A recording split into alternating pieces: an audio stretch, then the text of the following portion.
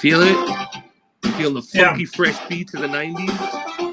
1990. It's definitely, this is so 1990. This is song. Because it's so, it sounds 80s, but not as 80s. Not exactly, yeah. It's the high, only the 90s, only 1990. It's true, because then we started moving on to like other stuff then. Mm-hmm. What's up, everybody? Welcome to a brand new episode of Granny's Peach Tea. I'm Ed, and this is Jason, and thanks for joining us. As always, short break for us because this is our second episode of the week. Actually, yes, look at us, is. Very churning out episodes. Well, what it was, we were just chomping at the bit. Some say scraping at the door to get to this episode because we're gonna go ahead and take it way back now with Teenage Mutant Ninja Turtles. The 1990 first live action film is our film of this episode. Yep. And we will be discussing the latest episodes of My Adventures with Superman and Harley Quinn Season 4. So thanks for joining us. And yes, welcome to 1990 all over again.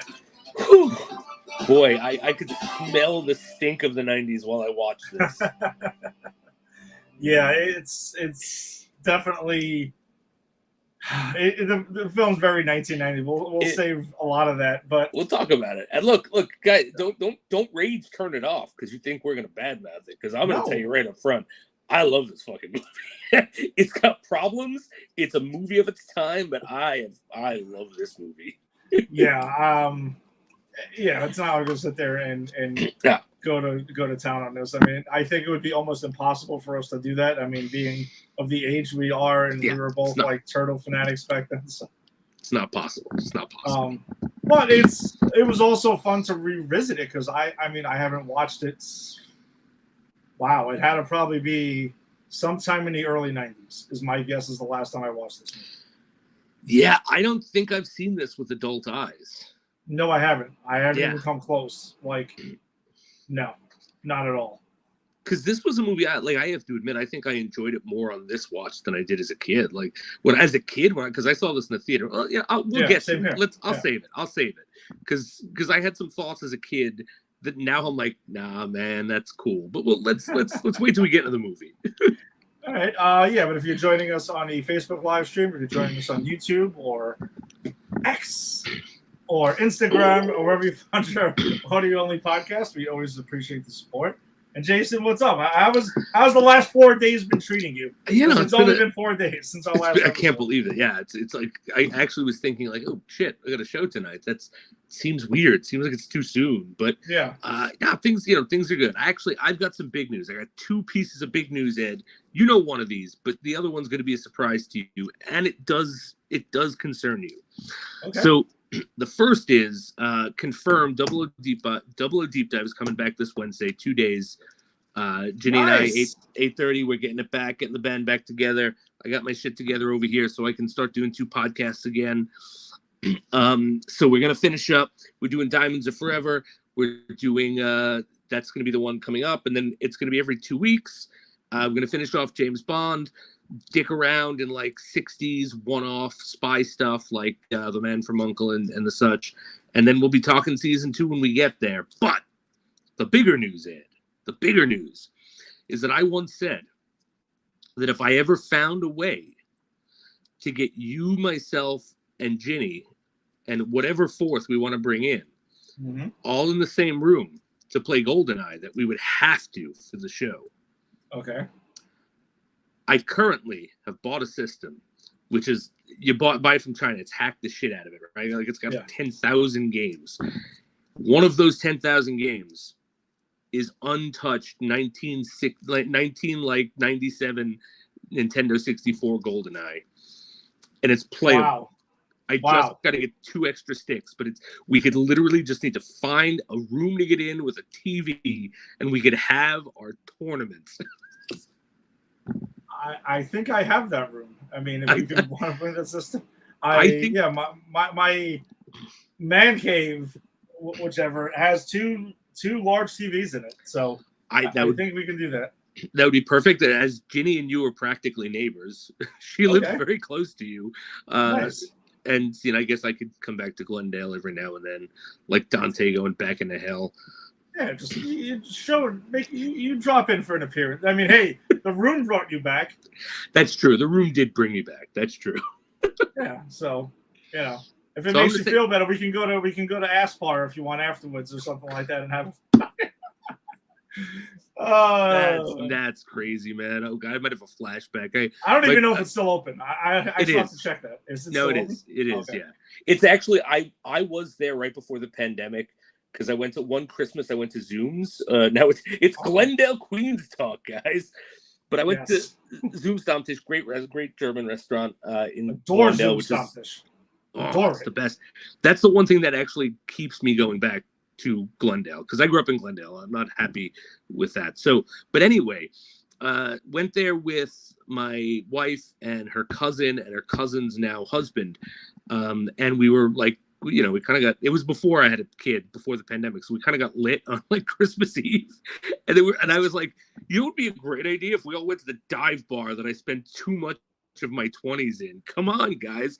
And we went, and like it's still owned by the same guy. I talked to the owner. He remembered like the time I was talking about, and there was like a hipster couple there, because apparently it's a thing for hipsters to look for like genuine dive bars and go and be real cool, right?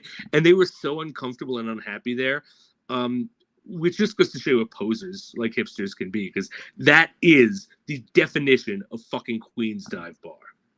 Yes, it is. Yes, it is. It absolutely is. Yeah, you're right. No, they're definitely super posers, and I wish I was there now, man. I really missed out on this. I mean, I love making hipsters uncomfortable. I'm going to be honest. it's a talent. It's like a hobby of mine. Let's push it and see how like New York real you can actually get, and how far do you want to push this thing? That's right. Because we can definitely turn back the clock if we really want to. Yo, hipster, you want New York real? I'm gonna go do a line of blow in the bathroom. Don't worry, but you can see it. There ain't no door on that bathroom. Oh no, I would also take them. Like, listen, let's go take the Q67 and let's try to find it. Let's do things like that. I see an old man like, well, it was 67, been around here for about 20 years. Oh man, that's great. All right, so before we do get started on our usual stuff, during the broadcast, you can go ahead and send us some digital stars. That helps us support the page, supportpopculturepros.com, because that's who we are presented by. As always, Pop Culture Pros. That's right. Yeah, come hang out and let's talk Superman, Harley Quinn, and Teenage Mutant Ninja Turtles. A sentence. Did you ever think you'd be saying that sentence out loud in front of an audience? I don't even think I said it in my mind. So fair enough. And Jason, I have a surprise for you before we get into the Ninja Turtles portion. All right. Of this, so something we talked about last week. So I'm very excited. All right. But before we get into that, let's jump into the latest episode of Jason's Adventures with Superman, also known to others as My Adventures with Superman, episode 9. Jason, you said we had a lot to talk about. Before I talk anything, before I say a word, Ed, take a victory lap. You earned it. Take it. Yes, that's right. I win. Because I always win. I would say it was maybe the second episode or the third episode where you were like, yeah, I wonder if, like, they're setting this up for it to be like Superman was sent here and he was an advanced force to secure the planet for Krypton. And I made the joke like, oh, you think this is Brightburn? Nah, this isn't. It doesn't have the stones to be that dark. Oh, this episode, it reveals that's exactly what happened. Like, this is a great episode. This is a nuanced character episode. Like, I know we have the big kaiju fight at the end. I don't care about that. I mean, it was great, but like for me, like the real stuff here is getting the backstory of the General and Waller. And I like that also. They are so gung-ho to take Superman down. And the reason is they were there the day the Kryptonians started their invasion. And no one knows what cut the invasion off. That's what cut Superman off, apparently. That's how he got here, right? But the Kryptonians, like, killed some of their people. They only got out because they were lucky. So it's like, it gives us a fresh perspective on these villains. It makes what they do way more interesting, and especially the General. I thought the General was like the show stealer this episode.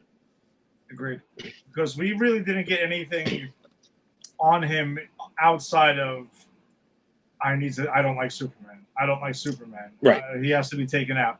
And now and we've said this for a while now, though, the best villains are the ones who have a reasonable motivation that you can kind of get behind, but obviously they lose you at some point that makes them a villain. It's usually they decide, hey, mass genocide is the way to do this. And then they're like, okay, no, now you've lost me. Thanos, Killmonger, things like that. Magneto.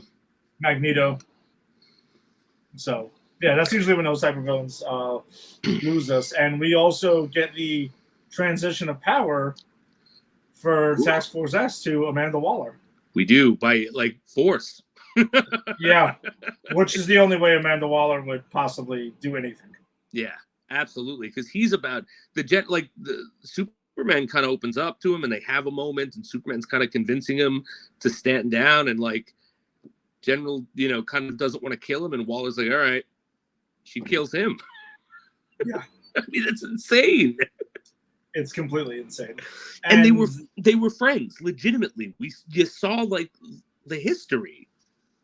Yeah, and I think through this we get an establishment of Amanda Waller as we know her, who will shoot anybody, kill anyone to get the job done. And she even has a line in this episode where, it's a flashback scene and a young Amanda Waller and the General are talking, and there's some of the the General at the time seems like he's kind of bored, and he's like, well, this isn't exactly what we signed up for, right? Like, this isn't what we imagined.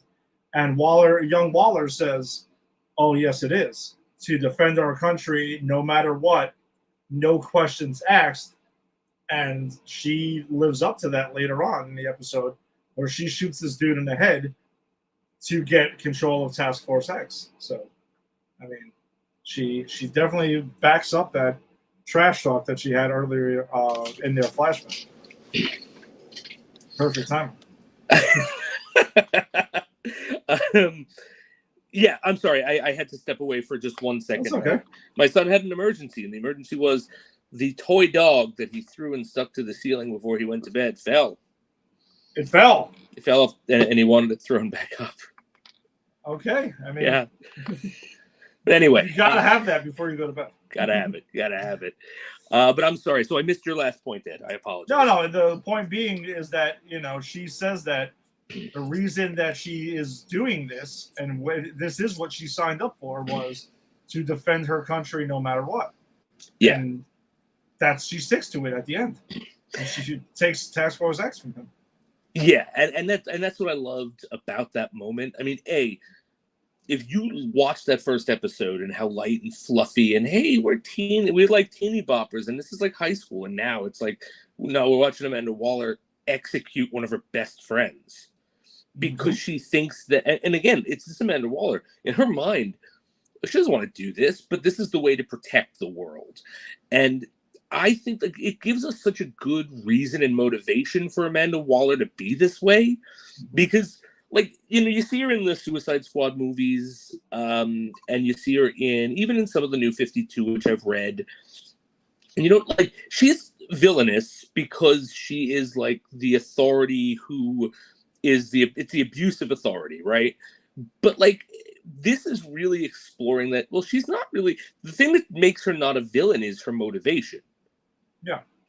Like, she's not looking to kill innocent people or whatever, but like, you're a criminal. Yeah, I'm going to do this to you. Oh, I have to kill my best friend. Well, look, hey, Superman's going to kill the world. So it's like, I love the fact that this is actually giving us a reason that she has this moral ambiguity and this drive, this like almost obsessive drive to protect the world, Great. Yeah, and you mentioned the big kaiju fight we get at the end with Superman and Massive Parasite. I was wondering one thing though. So the way that Superman ends up getting help is, Jimmy puts on his, what is it, Firebird, I think it's called, or Flamebird, that's supposed to be their social media, and asks the people of Metropolis to help Superman by shutting off their power. And I thought a little bit into this, and I'm like, well, there's still power running through a lot of the stuff. Just by flicking the switch off doesn't really take the power away. And then I was like, stop using logic and things to think about this for a moment. And I just decided to let it go.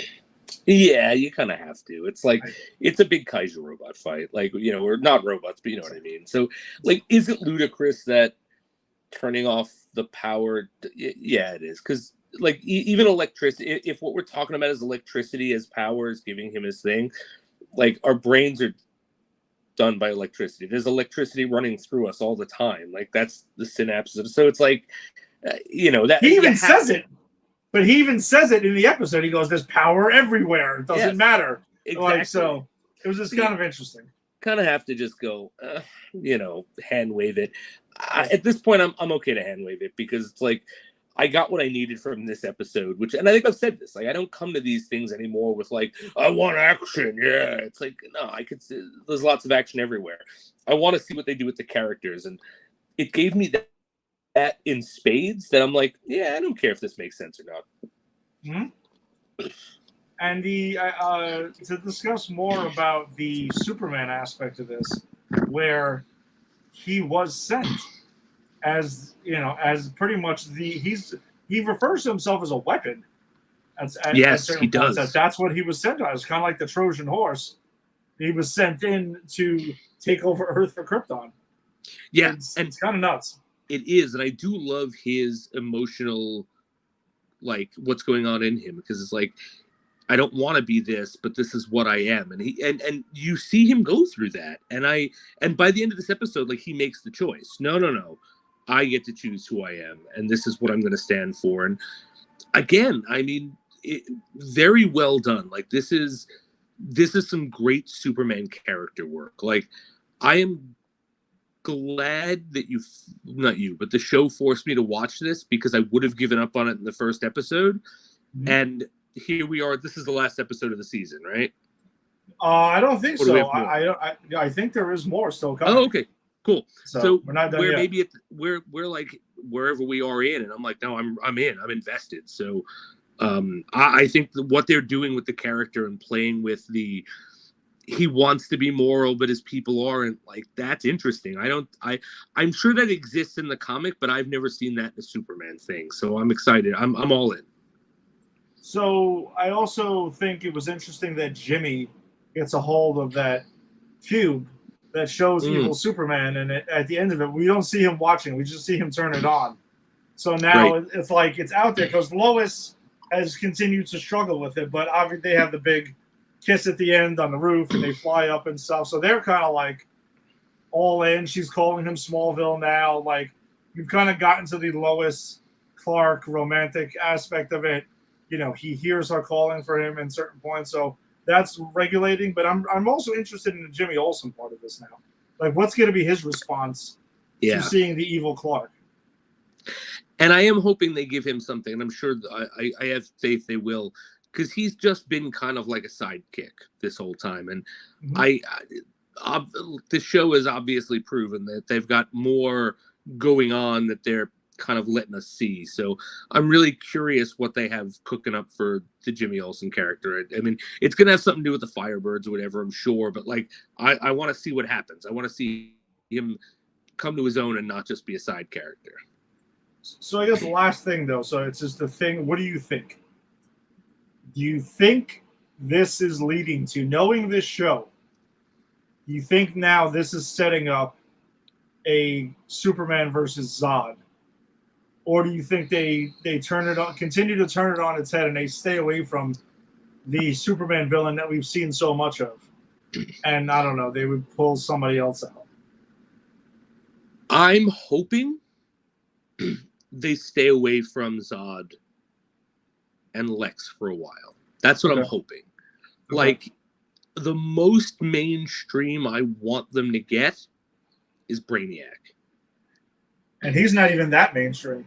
No, that's the thing. He's like mainstream in the comic, but he is like ignored completely in any of the live action or cartoon stuff for the most, but not completely, for the most part. But like, if you, like, I've always said, if you want to give us an interesting Superman, give us something that scares Superman, really puts things at peril, puts him in peril, not just physically, because that's not possible, but, and also like something we haven't seen. I think you pull out a Brainiac who's like, okay, and maybe even, look, you pull out a Brainiac who's there searching for him because, hey, in this world, Kryptonians fucked over my world. Like, we don't know. Oh, this is an Elseworlds thing. Yeah. So they've painted the Kryptonians as kind of the bad guys. I'd really be interested for them to take someone like Brainiac, who's always been a traditional bad guy, and flip the script where he's only a bad guy because he's trying to kill Superman because Superman's people are the bad guys. So if we were watching the comic that was called Brainiac, we'd be rooting for him. Like, that's what I want them to do. I like that. I'm with you on that. I do hope there's something along those lines. That's pretty cool. All right. So then that takes us to Harley Quinn, Season 4, Episode 7. And, your thoughts on this, because I'm still in the same boat as last week, to be completely honest with you. It didn't do much more for me. It was a letdown. I thought it was better than last week's. I thought there was some fun stuff, but to be honest with you, like so I'll just go through it real quick and then I'll give you my opinion. So, Harley is realizing that she's doing things in her sleep, and because that's what it is. They haven't said it yet, but that's clearly what it is. And she has been like, attacking people, hurting people, whatever, robbing things, and she doesn't remember doing it. And this is, of course, all because she's having this whole like crisis of, who am I? Am I a villain or a hero? Whatever. So her whole thing is she is looking to figure out what's going on with her. Ivy's thing is she is going to steal a time capsule. Which is this the time capsule from Doom Patrol? The time sphere. I don't know. I don't think so. I mean, whatever. You can just call it time sphere. Latest time machine device, whatever. Could be the fucking DeLorean. Yeah, it doesn't matter. There's a great line, I thought, because I'm going to point out the positives when I get there. Great line by Ivy when the earthquake girl goes, or Avalanche goes, we'll use the time sphere to go back and look at all the catastrophes so we can make it even worse. And Poison Ivy goes, no, we're not going to use it. I got a spot on my mantle. It's going to look real nice. That was fun. So then Ivy and her, Ivy then decides she needs to talk to her. She can't have a sit down with her, because she's so busy. So she shows up while she's in the middle of this heist. Wonder Woman's there. They have it out. She won't talk to Harley, so Harley takes the time sphere. She jumps in. They go to the future. It's a post-apocalyptic world that their daughter lives in, who is just like a green mechanical Harley Quinn. And they think that they're all on the same side until the daughter turns on them and reveals, no, you idiots caused the apocalypse. And not even too far into the future. I think it's like 3 or 4 months from after they left or something like that. And that's kind of that. The reveal is the Joker didn't kill Nightwing. That's Batgirl's thing. She's obsessed with the Joker couldn't have killed Nightwing. I'm glad he didn't. And I'm glad they didn't lose the string of Robin wearing that friendship bracelet, because now they're setting up that Harley killed him in one of her like sleep states. That's kind of what I'm thinking happened. Yeah, I think so too, and maybe that's how she becomes a villain again. But I don't know. Like that's a big thing for Harley. Harley's like, I'm not saying Harley's not capable of killing, but like killing an ally in cold blood, I don't know if I don't see that as. Well, I think it ties in with her, because the whole thing, right, with Harley and the sleepwalking and doing things that she's blacking out, is supposedly goes back to her suppressing her villainous side. Right. Hero. So maybe it's bottled up so much that she kills Nightwing. I don't know. I mean, I can kind of buy it. I actually thought one of the funny things in the episode was the reason, because Barbara goes ahead and Batgirl tracks down the whereabouts of Joker to find him an alibi because she's not buying it. Yes. And finds out he was getting treated for sleep apnea.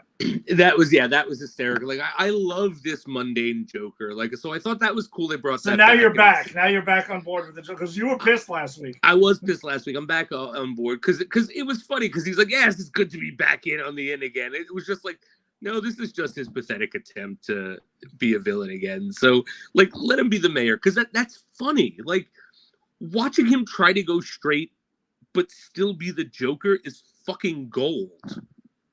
And Dr. Psycho is back. Another guy you actually asked for last week. I did, and that was my favorite. One of my favorites. It's probably my favorite scene where they're all playing in the cards, and the Joker goes, I forget James Corbin or James whatever his name is. Corbin, James Corbin. Yeah, he's like, oh, it's James Corden. He's wants me, and fucking Tony Hale. I didn't realize Tony Hale was Dr. Psycho. Perfect. He goes, no, don't cover that up. I know Corden. I think for me, the reason this episode I didn't really care for it that much. Like, it has its moments, and that's fine, because all their Harley, even last week's episode had moments. Yeah, of course. But I just think the thing in the future, and now Damian Wayne in the post-apocalypse thing is this like fat, out of shape like dude who's in a wheelchair, who's kind of like running shit and everything, and he's become the villain. And I'm just like, again, we're just gonna continue it nonstop, just make every hero some whack job, pathetic slob, and like continue to just reverse the roles of the heroes and the villains over and over and over again. I don't know. I wasn't buying that. It was just kind of dumb.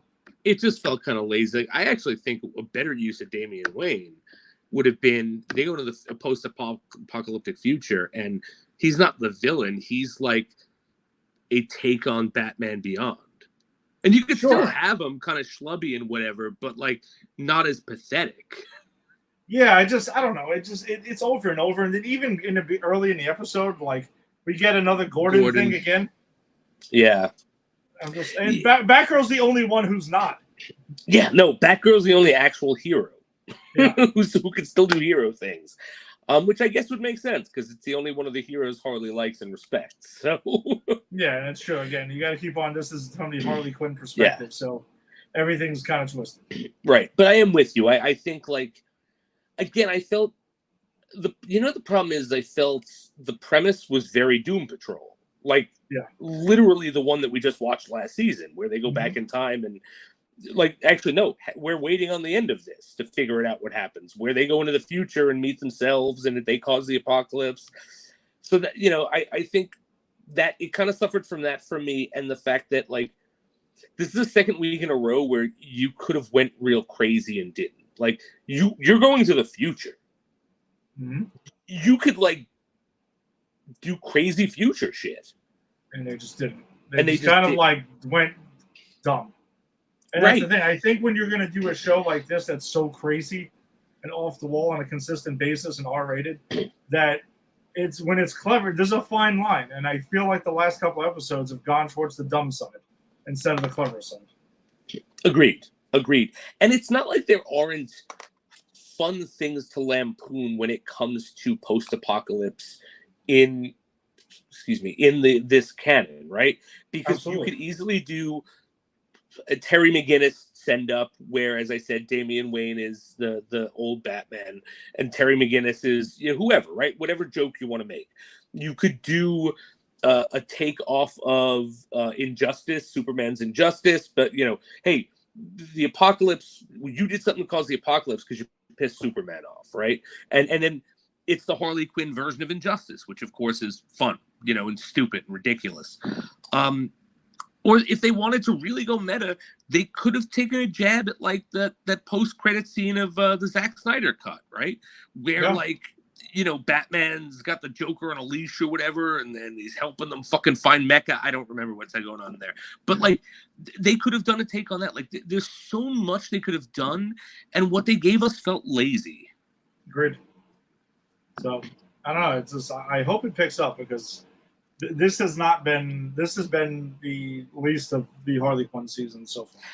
Yes, but I'm going to argue that this is literally only 2 episodes we've not liked in the season, and the fact is every other Harley Quinn season has been like from start to finish perfect.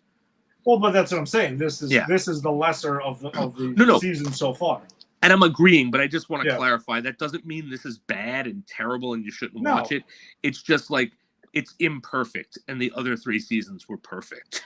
Yeah, so it's just not. I just don't think it's been on par with the previous season. So, but I'm still a defender. Well, high bar though. Yeah, absolutely. All right, so that takes us to our movie of the week. So with Teenage Mutant Ninja Turtles Mutant Mayhem dropping in theaters not too long ago, we had decided, hey, let's go back and let's take a look through the other theatrical Ninja Turtles adventures. So that would take us to kick it off with the OG, the 1990 Teenage Mutant Ninja Turtles. Dude, I completely forgot that this was done by New Line Cinema. I did too. This was it was very much the house that Freddy built at this point. When you saw the New Line Cinema in the beginning, were you expecting Freddy to come out? For a moment, I was just kind of like, "Oh shit, that's right. We're back in then," and this is not too long after Nightmare on Elm Street. I want to say 5 was probably, and which I despise, but 5 was terrible. I'm gonna pitch a movie here. Really? All right, you ready? Okay. You ready for this? A Nightmare on Elm Street Teenage Mutant Ninja Turtles mashup where the Turtles and Splinter have to move to the sewer under Elm Street for reasons. It's Shredder, Krang reasons. Yeah. And they're teenagers, so they start to have nightmares of Freddy. Wow. This movie writes itself. And are we going to go with the Dream Master pizza sequence? Of course, we have to. We have to. And the thing is, the Turtles, of course, can't die, but we're going to shove a whole bunch of their friends in there to be killed. So, like, the Genghis Frog and the Frog Teens, they're going to be in there to be slaughtered. Nice. I'm trying to figure out. We can pitch this movie week by week if we want to. Let's do it. And at the end, what happens is Freddy takes his hat off and he puts on the Shredder helmet and he puts on the Shredder mask and he's like, "It was me all along, Turtles." God. Wow. John Rice with a quick comment here. Does this mean Freddy will cut pizzas with his claws? It absolutely means that.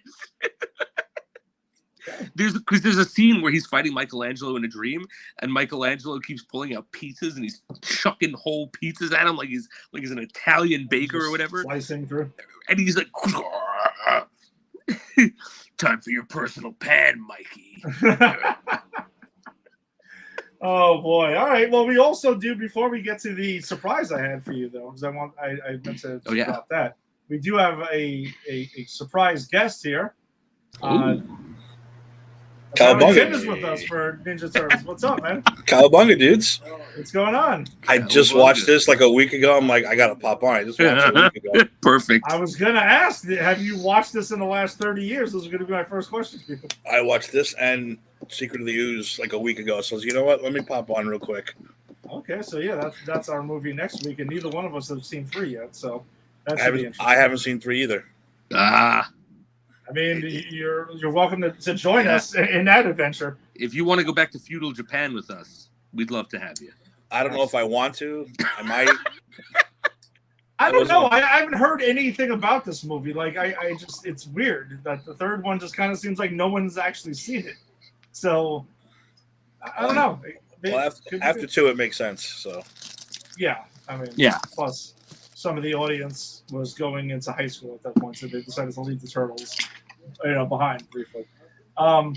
So Jason, though, you did mention something last week that you wanted to watch. It was a special request of yours. Okay, I don't remember. All right, so I'm gonna go and add this onto YouTube, so you don't even know this is coming. So this is gonna be good. I know it's gonna be ridiculous if I ask for it. Okay, so here it is, and let's watch this. Hey, Joey. I got some stuff you just gotta try. What is it? Pot. Marijuana. Oh, well, I don't know. What, chicken? Joey's in a jam. What should he do? Get a pizza. Excellent. Let's see if Joey's that smart. I'm not chicken. You're a turkey. Get real. Joey's the door. Don't even talk to him. Cowabunga! Uh-huh. And I never smoked pot again. Recordings just got better. That never happened. It was done then. Thank you for remembering that, Ed, because that was joy. It was pure joy to watch that again with you guys. And this is why that kid put on 60 pounds, because he ate pizza instead of the weed. Yeah, he just took it the wrong way. He just kept on pounding pizzas instead. So. Well, I just think it's ironic that usually, after someone, said, "Hey, you want some marijuana?" I would smoke it and then go, "Hey, man, we should get a pizza." You know what I mean? One begets the other, right? I mean, it's true, and that was the irony there. So during next week's show, we'll try to find, because I know they were re-released, those pies, the green pies with the yellow in it. Wow! I just gotta see if I can find them. All right. And I would even drive it to your house so we can eat it together on the show. All right. Yeah, I'm in. I'm in for that. If I can find it. If you can find it. Tim, if you've seen this anywhere, let me, or grab 3 of them and we can eat them together. You're going to eat a 30-year-old fucking... No, they re-released it. Did they release it? They re-released it. And I know exactly where to find them. Okay. Text me, let me know. My brother-in-law will know exactly where to find them immediately. Okay. Because I know they re-released them for the new one. Oh, okay. And Tim, the answer to that question, I would eat a 30-year-old. Yes, I would. For the show, I would. Oh, I like it. I like that idea. Sort of. You just someone has to film me as I'm going to the emergency room to get my stomach pumped, because I still want to be on the show. There was a recent plot on It's Always Sunny in Philadelphia where he's like, I'm going to buy collectibles, and he bought a box of Ninja Turtle pies. And it was, well, that's what I'm saying. You brought this up, and ironically, the story came out. Yeah, it was so weird. It. And maybe he bought the original 30-year-old pies, and as soon as you touch one, it just melts. It just disintegrates because it's just 30 years old. And then he has the green ooze all over. He eats them, though, and he gets sick, and of course, that's that. That's a great episode, though. I love that show. So this movie, I guess in general, was, I mean, my experience with this movie, I guess we could talk about our original experiences with this from 1990. Dude, I went crazy for this movie. I ran the VHS into the ground, I'm sure. Like, just didn't even work anymore. Kept going and stuff like that. Saw this in the theaters. Where was it? I can tell you where I saw it in the theater. I'm trying to remember if it was Cross Bay. Was it Cross Bay or no, bullshit. This was an original. I definitely saw this in the original. Okay. I remember that. Classic. So, yeah, that's how we're going to keep going back that far. More original talk. Welcome to Queen's Talk. Exactly. But I adored this movie. I mean, it came out a year after Batman 89, so that's back when everyone had mostly bootleg Ninja Turtles, Batman shirts, or Simpsons shirts everywhere. Like that was like the "Eat My Shorts" shirt and stuff. And part of the reason I decided to break this out because I didn't have a Turtle shirt ready to go, and I was watching The Flash before we came on. Nice. So yeah, huge Turtles fan. All of that. Adored this movie growing up. Tim, I actually don't think we've ever talked about it. What was your experience with this and Ninja Turtles? Freaking love this movie. I did. I ended up saw it at Jackson Heights, 82nd Street, back to back. Like when you could do that back in the day. Watched it once, sat there for the next show. I love this one. Yeah, I thought it was great. I had such a good time watching. I still had a good time watching it last week. All the little one-liners that I some things I forgot that I say now that I go, oh yeah, that's from that movie. I'll say something stupid and be like, oh shit, that's from Turtles. That's right. I gotta hear this. What are they? Let me think of one. Well, off the top of my head, now you're gonna put me on the spot. I'm not. All right, you can come back to it. I'll come back to it. But the Jose Canseco thing. Jose Canseco. I always say that when Jose Canseco pops up on the screen somewhere. No, I absolutely love this movie, and I did the same thing. I beat the videotape to death. No, I just loved it. I thought it was people made fun of the costumes or whatever. I thought it was very well done, and still better today than the remake costumes, which just made them look scary. At least these guys look like actual nice turtles. Those guys look like disgruntled dinosaurs of some kind. Yeah, so. That's one thing I told Angie because she was watching this with me earlier. I watched it earlier today. I was like, you know something, man? I kind of think the turtles, their look holds up in this movie. It doesn't look bad. I agree. I like the look of it, and maybe it's because I'm looking at it with nostalgic eyes, but I agree with you, Tim. Like I do like that second Turtles movie a lot, the Michael Bay produced one, but I prefer the look of these turtles to those turtles any day of the week because these turtles, like, they look like they're teenagers. They're not scared. Like, if you saw them, you'd be scared because you're like, holy shit, it's 4 giant fucking turtles. Yeah.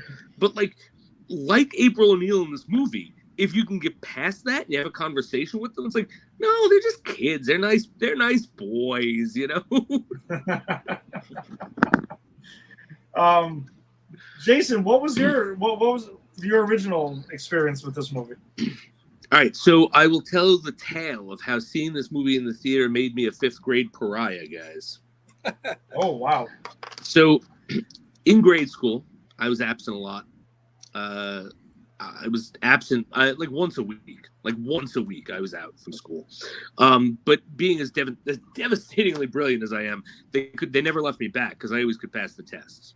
That did not make me very popular with the people in the class whose grades I was matching and actually having a third of the seat time.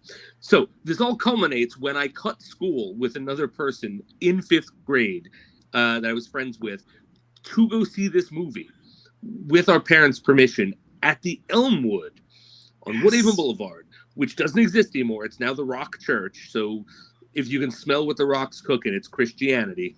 Yes. Thank you. Okay. So I saw it like at the Elmwood. I remember watching it. I remember loving the Turtles. I remember loving that Casey Jones was there, April O'Neil. I was disappointed at the villains. And this is a me thing, because I love shows for the villains, right? I'm a villain guy.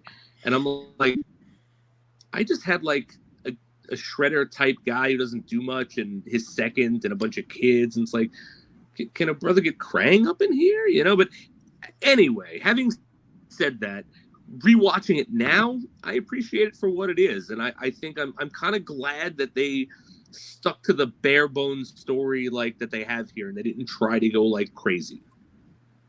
Yeah, from what I understood, apparently that was the approach that the filmmakers were taking with this. They wanted it to be more of like a, grittier, like street level type of story and stuff. And I think it does work for this movie. Plus, I mean, the budget wasn't like bananas for it either. Like, from what I'm saying, they like ran out of money at some point while making the movie, and it doesn't show in this. But I mean, again, imagine if they had like Krang and Rocksteady and Bebop and all this kind of shit. Like, it never would have worked. So that would have been pretty difficult. But what they did pull off was the most elaborate wallet theft in the history of mankind in the opening scene of this movie.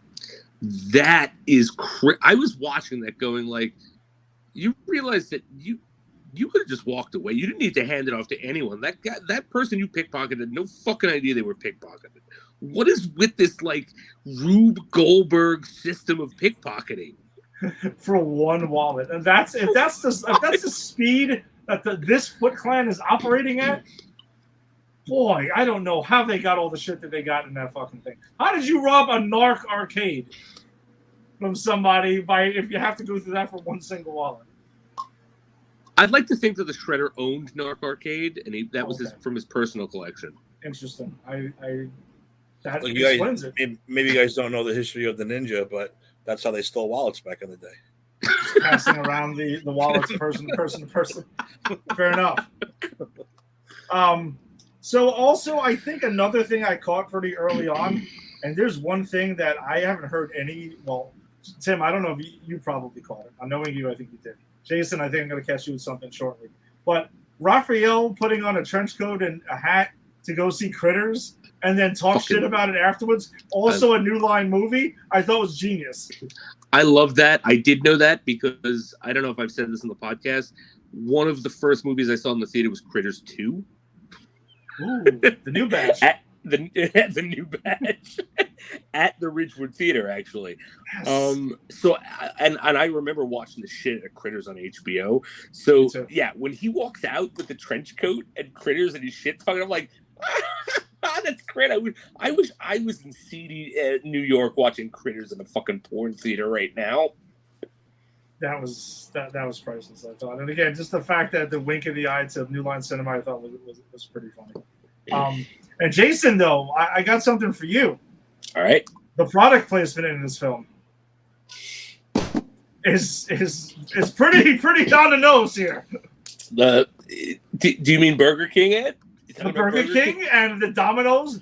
For those who don't remember, and I know that you guys remember, but this is an era where delivering pizza in a short amount of time was such an epic thing, and you can like get it for free or discounted or supposedly if it wasn't there in time. And Mikey pulls that shit on the Domino's guy delivering it to the sewer. I'm gonna say this: that's a dick move on Mikey's part. That's a dick move. It's not like this guy was late for any other reason than he put this bullshit address in the sewer. There was no way this delivery guy could have possibly known to fucking, oh yes, I've got to go to the sewer. What if he was dicking around on the side and was late on purpose? Oh, not on purpose, but like for a reason other than that. I don't know. He wasn't struggling there that long. They said 321 and an eighth. The eighth was, you got to move over to the eighth part. Yeah. This guy was being a dick about it. So I don't know. I'm on Mikey's side. He's also 3 minutes late. 3 minutes late is ridiculous. To hold this guy accountable. We don't know how much funding the Turtles have at this point. Wise man say never pay full price for cold pizza. Who said that? Splinter didn't say that. Sure he did. Well, he said wise man. Wise man was the line. Wise man, I don't know. That's right. He said, wise man, never pay full for cold pizza, dude. That's right. Okay, so I'm gonna hit you guys with this, and I already know Tim's gonna fucking know it. Did you guys catch the pretty damn well-known actor right now, Academy Award winner that was in this film as Head Thug? No. Ooh, Jason, I got you on this one. You did. Tim, now if I caught Tim, this is pretty good. I don't know who's considered the Head Thug though. He had the white T-shirt on with the chains. Oh, we're a family. We're a family. That guy. Yeah, and it wasn't Vin Diesel. No, I know. It was I can't think of the name though. He's an Academy Award winner? Yes. I can't think of the name. I know what you're talking about though. Yeah, the main guy. Yeah, the guy with the wife beater who says we're a family, and Casey will get in his face. You're a family. This is a family. I know what you're talking about. Sam Rockwell. Holy shit, that was Sam Rockwell? Sam Rockwell. So I was wrong then. I didn't think it was Sam Rockwell then. Okay. Yes! Okay. Yes! I didn't think it was Sam Rockwell. What did Sam Rockwell have an Academy Award for? I forgot. He was nominated. Okay. One of the other, because I actually looked it up to see because I was like, how am I going to go with Sam Rockwell on this? I was thinking he was somebody else. No, it was 100% Sam Rockwell though, but I don't know. I'll have to look up his whole career and stuff like that. But I saw something on it because I was looking to see if this was his film debut, but it's not. He debuted in Clown House, which was a year earlier. So this may have been his second film. And I remember I'm watching this and I see that scene and I'm just looking at this guy. I'm like, he looks really, really familiar. That's what he won the Academy Award for, by the way, Clown House. It was Clown House. Which he played clown number 3. It was slasher. It was like a slasher flick or something like that. I don't know. But, yeah. Sam Rockwell, probably the most well-known actor in this film. Now. Okay. All right. Now.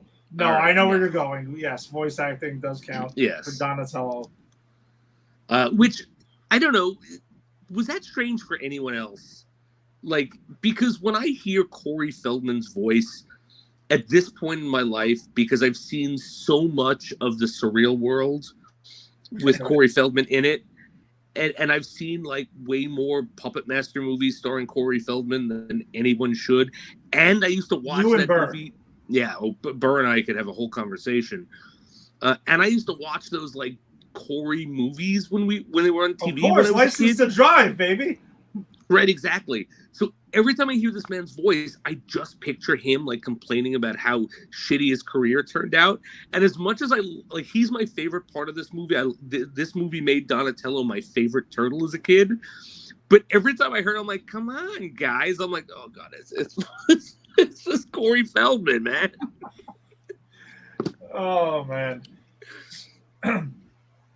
Wow, I'm so excited that I got the Sam Rockwell thing. That's man, that's a badge of honor right now. I was thinking somebody else. I don't know why, but all right. Yeah, cool. It's just random that he's in this movie. So Jason, I'm sure you clocked the Casey Jones panic joke that went on in here. Oh god damn it, man! Like a lead fucking balloon. And it wasn't even a clever one. It was stupid. Like it was pretty bad. Are you a claustrophobic? Hey, I don't even look at other guys. Whoa! It's like it was even a bad one. It's like I said claustrophobic, and if you were making the jump to what claustrophobic sounded like, wouldn't it be homophobic? In which case, I'm saying you hate them, which you obviously do. So I'd be right. Just saying. That's yeah. I mean, there's a couple of jokes in here that.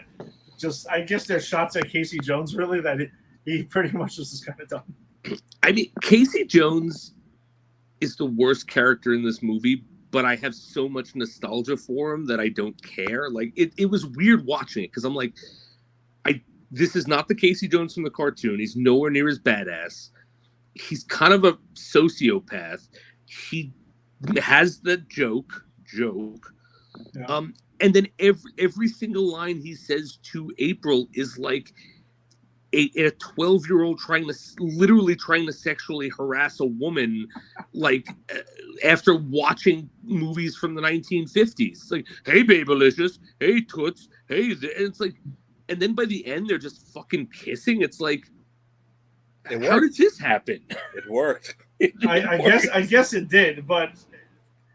I have some weird things about the ending of this movie, and we can jump back and forth. But my other notes are about the end of this. So, what? Go ahead. No, because I'm about to steal your thunder. Please. Oh, what the final? I'm just going to the final fight. I know. With Shredder. So why does Shredder float into this scene? He literally floats into the scene. He jumped down in slow motion. Is that what it was? Because he definitely looks like he's floating. No, he took, probably did a flip and landed and just put it in slow motion. That's all. Jason, I have to admit though, as it's slow motion. He just, you know what it was is the writer went, shit, we need Shredder on the roof somehow. Somehow Shredder appears. Somehow Shredder returns. Yeah, there you go. Well, somehow Shredder returns after the end of this movie. Well, he said, "I go myself." And he went off. He went off himself. But I am going to give this movie this. I do like the fact that the Shredder completely takes the turtles down on the roof. I like the way he does it is by like using their humanity against them, even though they're turtles and he's the human. I like that a lot. And then he's about to kill them. I like that the movie sets up that the nunchuck did not go over the building, you know, and look, we just watched 5 weeks of lazy filmmaking, so I'm going to point out when I don't see it, when I see good filmmaking. I kind of love that Splinter shows up and like it becomes a fight between them. I think it's ridiculous that he takes him out in like 2 seconds. Shredder gets taken out that easily. That easily. I do love where he's like Splinter's giving like the speech, like I can help you, this and that, and Shredder's like, "Fuck you, we're going to hell tonight," and he throws a knife at him, and that's the reason Splinter lets him drop. I think that's awesome. The fight between them needed to be an actual fight. Yeah, well, it wasn't much of a fight. I think the 2 things that are after that was, of course, this is the late 80s, early 90s, so the villain has to fall from high up somewhere. Yes, a la true. Batman, 89, Dick Tracy, Die Hard. Like, that's just the way it had to go down at that time, which I thought was pretty funny. But the convenience of the garbage truck just sitting there with the keys in it, completely just waiting for Casey Jones to jump in there and drive over. That's nuts. That was a little nuts. Having said that, I still do adore this movie. That was definitely out of the convenience zone. You know what? I guess I never clocked that he picked up the keys and drove it over because I'm always so distracted by the fact that our 6th hero of this movie out and out murders the villain in cold blood. Yes.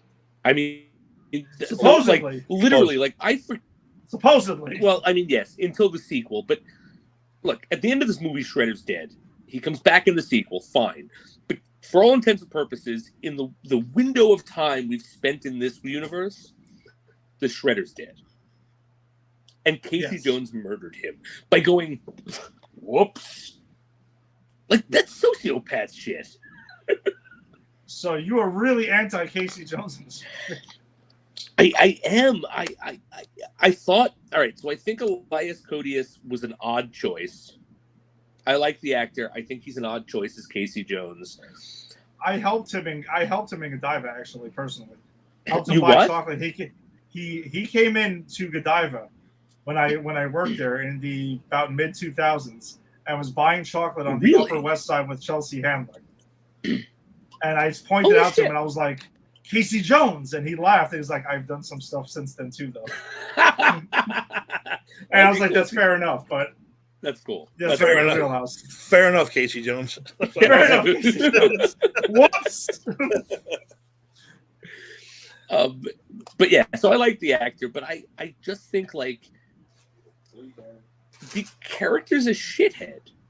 And not in a good way. Like, he murders the Shredder at the end. He sexually fucking harasses and is very creepy to April for a while. The first time we see him in this movie, he's about to execute some fucking pickpockets. And Raphael has to stop him, and he fucking has to, like, sucker punch Raphael or whatever to get away. And it's like, come on, man. The only redeeming value he has is that he actually comes and saves Raph when he sees him being attacked by the Foot Clan. That's his only redeeming value. Everything else, he's like, nah, I want to murder people and fuck April O'Neil. And that's my only motivation. Well, Tim, I actually, when the scene where Casey Jones sees Raphael on the roof, made me think of you because it made me think of the Dr. Doom thing again. Like, this is what happens in apparently this time period in New York City. Where people just see other people on the roof just doing random crazy shit. And like, hey, what's up? It is completely random. I don't know. I wouldn't call him a shithead, Jason. Maybe a meathead. Definitely a meathead. You know, I don't know. I did like Casey, but like now from April's point of view, you got 4 turtles and a rat and a human. Who are you going to pick? You're going to pick the human, I think. If that's your only choice, but I mean, he could be a bit more charming. I mean, I don't know. If it was me and 4 turtles and a rat and a hot chick, and I knew that this was her only choice, I'd still be kind of charming. I wouldn't be like, hey, Toots, want to suck my dick? Whoa. Listen, he fixed her car and massaged her shoulders. I think that's good. So I guess the massaging of the shoulders is where the romantic chemistry developed, because it doesn't happen in any other scene. Yes. It's the sensitive scene. When he sits her down and forces her to let him touch her, because she is resistant at first. And then Donatello comes in like, ow, my arm. And I was like, oh, okay, there's going to be a scene where like he has to massage Donatello to make it look like he's... No, that never happens. Donatello's like, I'm going to get some shell wax. Yeah. Turtle wax, baby. Turtle wax. That was another product placement drop. That was... Yeah, so I think the Turtles themselves, I was just kind of trying to compare it to the current versions of the Turtles and other ones we've seen. I do think some of the other later versions do a better job at separating the Turtles, at least, right? Like, Michelangelo's Michelangelo. Like, Party Time, Pizza Guy, whatever. Okay. Raphael has his anger problem that it's actually more relevant in this movie than in the new one, because in Mutant Mayhem he talks about it and it just never really shows itself. I don't know, Leonardo's just kind of there in this movie. Does not really much. He gets more in Mutant Mayhem than he does. And Donatello is kind of Michelangelo with a bow and a purple band. Like, he isn't really like the nerdy smart tech guy in this movie at all. Yeah, I agree. I have to make some retractions from. I was waiting for this. Some retractions for our Mutant Mayhem episode. Critiques that I leveled on Mutant Mayhem, saying, oh no, not my Ninja Turtles, but no, it is. So I'm gonna have to make those retractions. The first is, it did a much better job differentiating the Turtles from each other than this did, for sure. Yeah. Not from the cartoon that I grew up with, that we all grew up with, but from this movie for sure. Also, something I leveled about Mutant Mayhem was, like, the fact they were making all of these like pop culture references that it's not going to age well. Well, I was right; it doesn't age well, but it is a turtle thing because it's in this movie all over the place. So then you're gonna retroactively take that out of Mutant Mayhem and say it's okay now. I am retract. I'm not saying it's okay. I think it doesn't work. It doesn't work here. It like, if I wasn't me, someone who got these references because I grew up with this movie, like if my son was watching this, he'd be like, what are they talking about? So I don't think it works. But what I am going back and saying is, like, I can't critique Mutant Mayhem for it, because it is something that has roots in the turtle lore. I mean, that's my only thing. I don't think it works, but I can at least see why they did it now. I'm sure we're going to see a bunch of stuff throughout our watching of Ninja Turtles in the next month and change. That is going to be the same exact thing. Whatever, they're teenagers. That's what they're going to do. Absolutely. And I guess I liked Shredder's not in this movie that much, but I kind of like what we got from Shredder. And Splinter I liked in this movie. I mean, this is more of like the Splinter versus Mutant Mayhem, which we both critiqued the hell out of that. Yes. We didn't really love that Splinter. I don't like that Splinter either. Yeah, he's weird. I love this Splinter. I think this Splinter is a lot of fun. I know it's stupid, but I love the scenes of watching the fucking rat, watching his master. They're so bad, they're good. Exactly. Yeah, that's what it is. They're so bad, they're good. And the thing is, if you're signing up for something Teenage Mutant Ninja Turtles, you just need to understand it's going to be a little... You're going to have to, just check reality at the door a little bit here and there. I mean, exactly. But I really liked it. I love Splinter in this. I think he's actually probably the best part of this movie is his character, and like, because he's the character who has the most heart.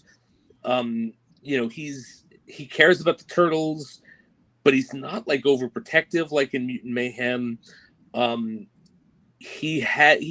could see the disconnect where he's like, I love this, like 6 times in the beginning. And Tim, you know this because you're a dad, where you're just like trying to say something and the kids are talking and he's just like, All right. Like in the beginning of the pizza party, he does it so often. He's like, all right, let's meditate, let's dance, and he's just like, you fucking kids, you fucking, when are you moving the fuck out? All right, yeah, fine.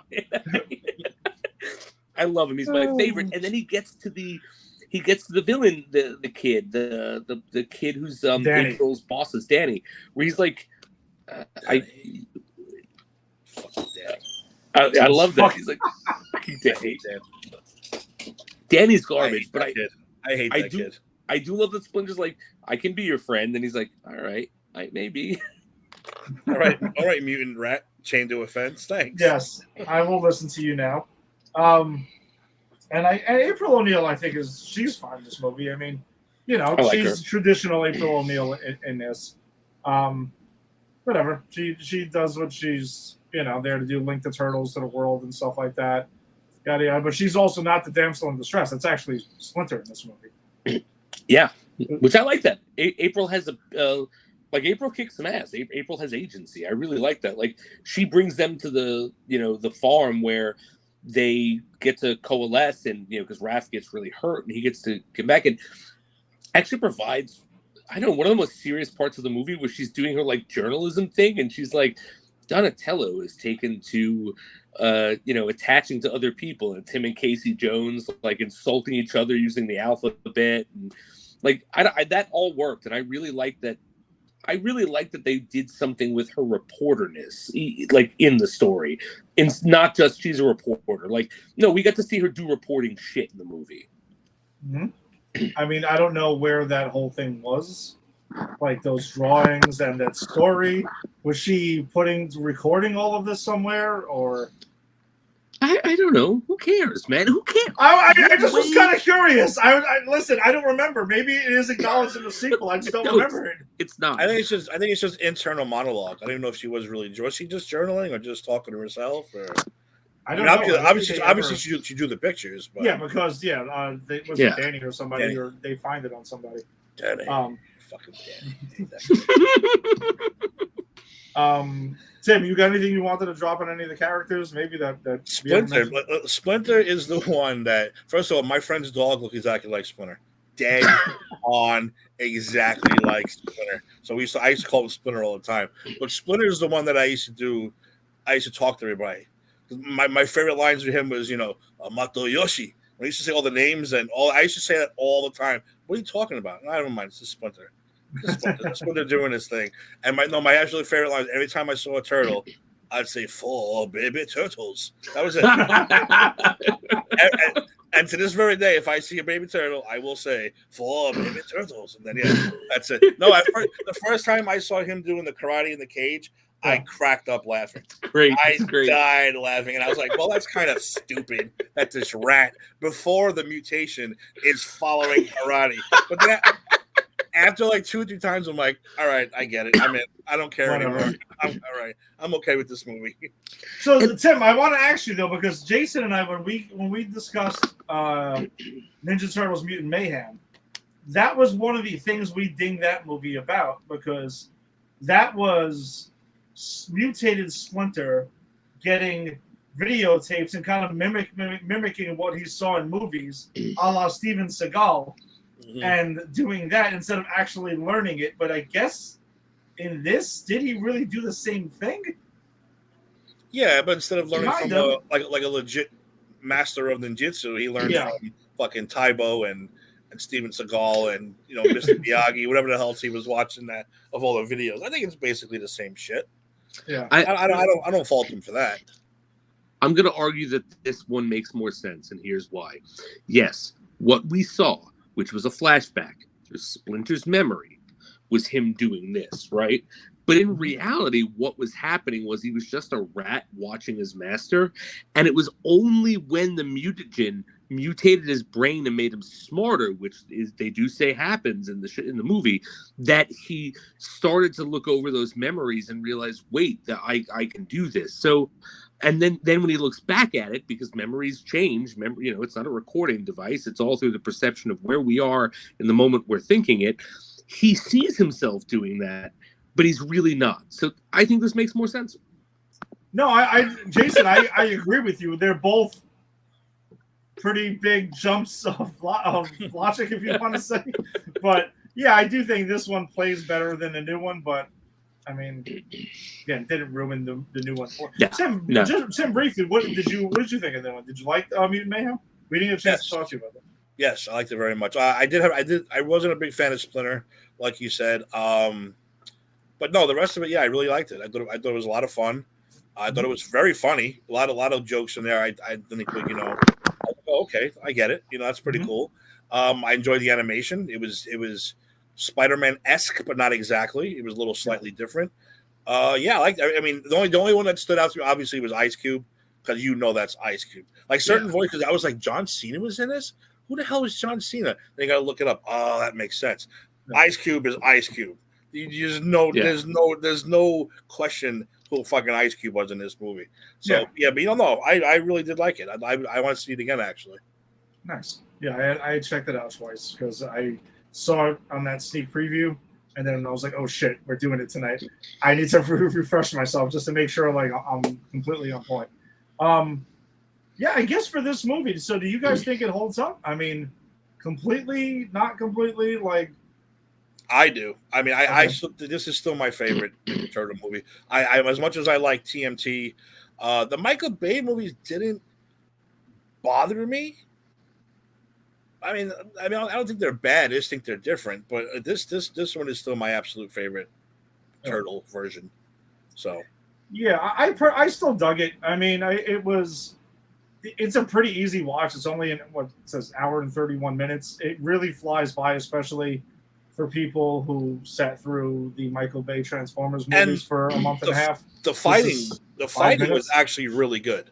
It was, right? It was pretty solid. The fight choreography I thought was really, really good. And the whole the breakdancing turtle when he's hitting with the chucks and all that stuff. It was like I thought it was so great. Yeah. I thought it was a lot of fun still. I mean, I remember this movie being like literally dark. I don't mean like dark like that. I mean like literally dark. Like there's a lot of scenes that are like not lit well, but I also think that was to help the belief of the Turtles, maybe because Jim Henson's they did the animatronics and stuff for a lot of things like that. So maybe it was to give that a more grittier like look to it or more realistic look. But yeah, there's a lot of like dark scenes that literally just don't have light in them, but you can still get the gist of what's going on. And they kind of some of the battle with the Foot Clan, they kind of gloss over quickly. I guess that happens like twice I think in the movie, but I think this is the best live action Turtles. I mean, we're probably gonna get. I mean, we'll see because now we're gonna watch the others, but they look solid. So I'm gonna say something I'm gonna have a hot take right here. Okay. It is not, in my opinion, I'm not saying the best. I can't say best because that's all subjective. It's not. This is as much as I enjoyed this. This was not my favorite of the Turtles movies. My favorite of the Turtles movies is that second Michael Bay produced one. When we get to it, just because they're like, here's Bebop, here's Rocksteady, here's Krang, and for me, it's like. No, but I can see that being fair, though. I could, and I'm curious too, because I watched that on a plane, so I really don't even remember a lot of it. But I do remember, that's when we finally get Rocksteady and Bebop and Krang and like, everything. So it's the fan service that finally gets to me. But like, do I think this movie holds up? For the most part, I think the only thing that doesn't hold up is Casey Jones. I think, and it's not the violence. It's the weird sexism, which it's not even that it's sexism. It's just people don't talk like that. People have never talked like that. That is a convention of the 80s and 90s of how people think people talk, but they never have. And Raphael. Also, what's that? Raphael has that thick New York tough guy. No, but he meant like actual dialogue that the person was saying. Raphael, fine, whatever. I don't care about that. No, Raphael's fine. Raphael's kind of a rough dick in this. I'm fine with that because he's got anger issues. He's the New Yorker. Whatever. I'm fine with that. But with Casey Jones, it's more the like him sexually harassing April verbally, and which again, people don't talk like that. I mean, I don't know. Be more clever in your sexual harassment if that's who your character is. So I don't think he holds up, but I think that's it. Like, I don't. Oh no, there is one other thing I thought was problematic, but it was so small. But they had the one time we heard a foot soldier talk, they were doing the like, oh, I like it. Like they were doing the L's as the R's. It was one thing, and I just have. Oh yeah, when he said, what was the line? I know you're talking about. When he says, you need to keep your mouth shut, be so near, like something like that. And yeah. Like oh, okay, yeah. Okay. It sounded like a real like 80s, Shaw Brothers Kung Fu Channel 5 movie. Exactly. Although most of those kids were white anyway. If you really watch all the kids playing in the arcade, right? So there's no reason for him to have that weird Japanese accent.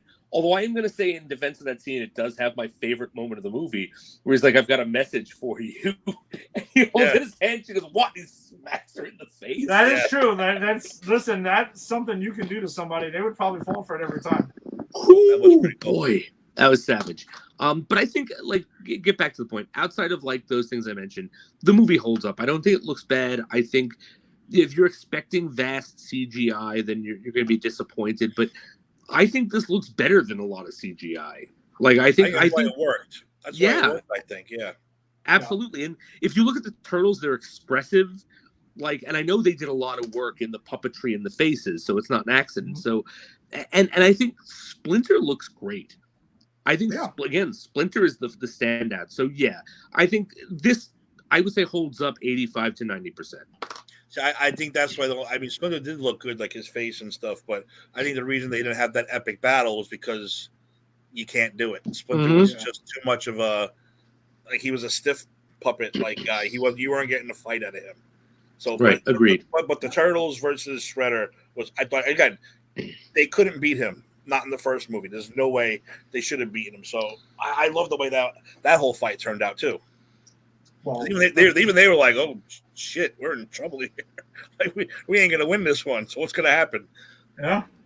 Well, don't worry. They'll have to face Kevin Nash next week. That's right. Oh shit! It is Kevin Nash.